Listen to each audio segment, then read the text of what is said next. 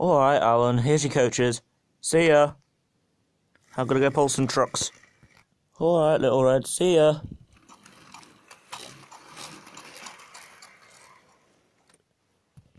After Alan had finished his express run, he shunted the coaches back onto the siding and went back to the sheds. But as Alan approached the sheds, he realised that the points weren't set properly and his front wheels crashed off the rails. Then he bounced off the rails and started rumbling down the grass.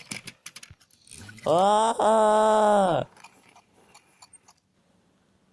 Alan then toppled over and stopped with a crash, landing on the soft grass.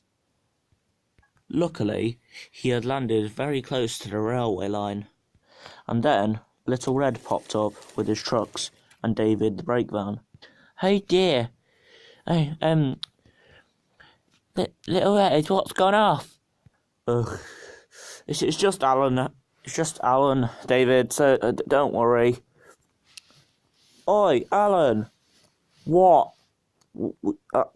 I'll go get the breakdown train. Okay? Yes. Okay. Please do. I'll go get yeah. You stay there. Yeah. All right. See you in a bit. Yeah. Where else am I going? Typical.